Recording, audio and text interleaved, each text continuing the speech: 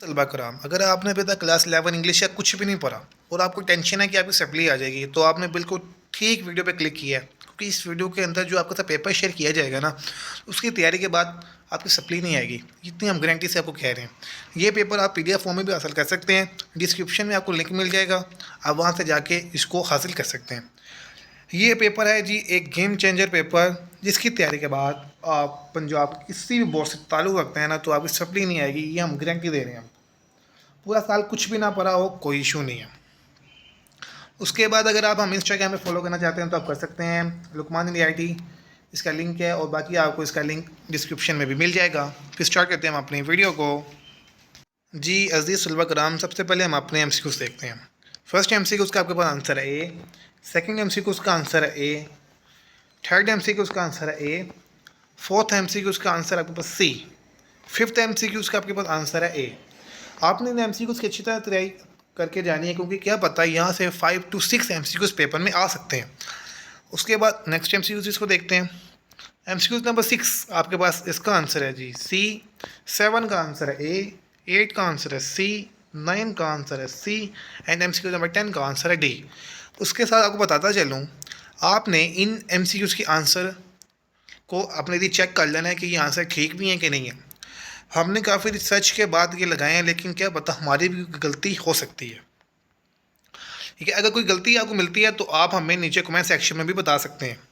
MCQ number 11 आपके पास answer है B, 12 का आपके पास आंसर है A, 13 का आंसर है जी A, 14 का आंसर है जी A, 15 का आंसर है A, 16 का आंसर है आपके पास A, 17 का आंसर है B, 18 का आंसर है C, 19 का आंसर है C एंड 20 का आंसर है B। मुझे पता है आपकी अभी तक कोई तैयारी नहीं है, फिर इसके लिए आप यूट्यूब पे बार बार सर्च कर रहे हैं कि एक दिन में हम पास हो जाएं, 2 दिन में पास हो जाएं। अगर आप पास होना चाहते हैं तो इस पेपर को लाजमी कीजिएगा, क्योंकि बहुत ज़्यादा उम्मीद है कि इस पेपर से काफ़ी हद तक आपका पेपर आएगा। पासिंग फार्मूला आ ही जाएगा, पास हो ही जाएंगे आप। उसके बाद आपके पास आएंगे क्वेश्चन एंड आंसर्स। ठीक है, इसके बाद जो क्वेश्चन आपको यहाँ पे शेयर किए गए आपने वही करके चले जाने हैं बस। इंशाल्लाह आपके 3 से 4 शॉर्ट क्वेश्चन अटैम्प्ट हो जाएंगे। आमीन। व्हाट वाज द, आपने ये वाला करने पहला क्वेश्चन। मैं आपका टाइम वेस्ट नहीं करूँगा, सीधी सीधी हम बात करेंगे ताकि आपके पास आपके टाइम बहुत कम। डिस्कस हाउ कायदे आज़म्स develop, discuss how Quaid-e-Azam develop the idea of responsible citizenship and idea of self reliance. आपने ये क्वेश्चन लाजमी करके जाने। इंशाल्लाह पंजाब के किसी भी बोर्ड से ताल्लुक़ रखते हैं तो आपका पेपर लाजमी अच्छी तरह अटैम्प्ट हो जाएगा। इन सारे क्वेश्चंस को आपने करने, इनमें से आपने कुछ भी नहीं छोड़ना। अगर आप चाहते हैं कि अब आप पास हो जाएं और सप्ली ना आए, याद रखिएगा मैं आपको 2 से 3 टिप्स दूंगा कि लास्ट पे कि आपका पेपर ना भी आता हो तो पास किस तरह हो। उसके बाद आपने यहाँ से करने हैं क्वेश्चन नंबर 1, 2, 3, 4, 5, 6, आपने सब क्वेश्चन करने हैं। साथ आपको ये पेपर PDF फॉर्म में भी अवेलेबल है, डिस्क्रिप्शन में आपको लिंक मिल जाएगा। साथ ही अगर आप मुझे इंस्टाग्राम पे फॉलो करना चाहते हैं तो उसका लिंक भी आपको डिस्क्रिप्शन में मिल जाएगा, और साथ ही मेरी ID है लुकमान अली IT। जो भी क्वेश्चन है वहाँ पे मेरे से फ्री ऑफ कॉस्ट पूछ सकते हैं। जैसे क्वेश्चन नंबर 4 के भी आपने साथ भी शॉर्ट क्वेश्चन आंसर लाजमी करके जाने हैं।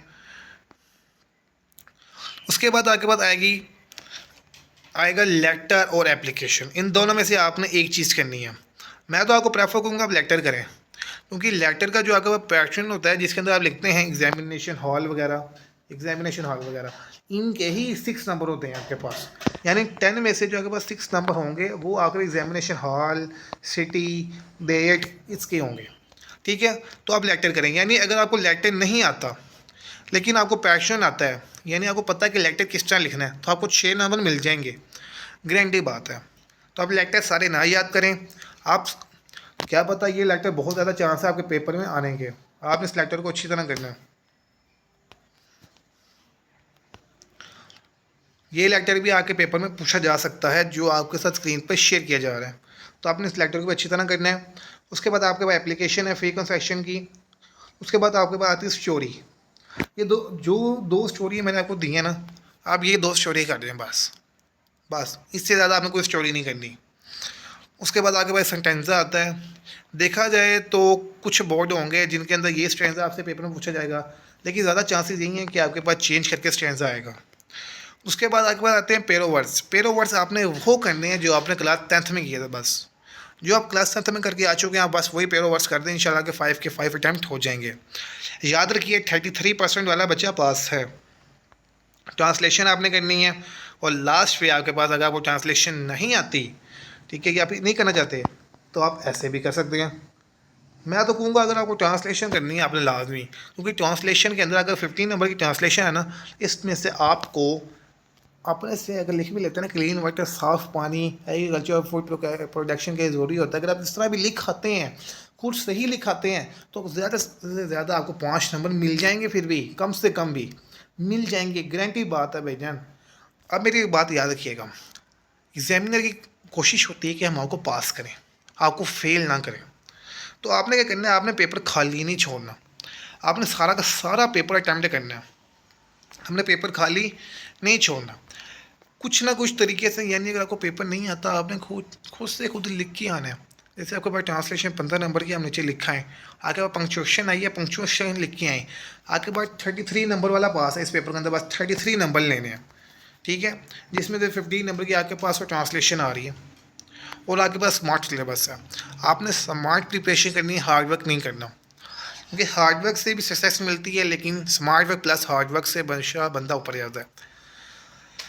उसके अलावा आप मुझे इंस्टाग्राम आईडी भी फॉलो कर सकते हैं। तो मिलता हूँ आपसे नेक्स्ट वीडियो में एक नई टॉपिक के साथ, तब तक के लिए मुझे दें इजाज़त। अल्लाह हाफिज़।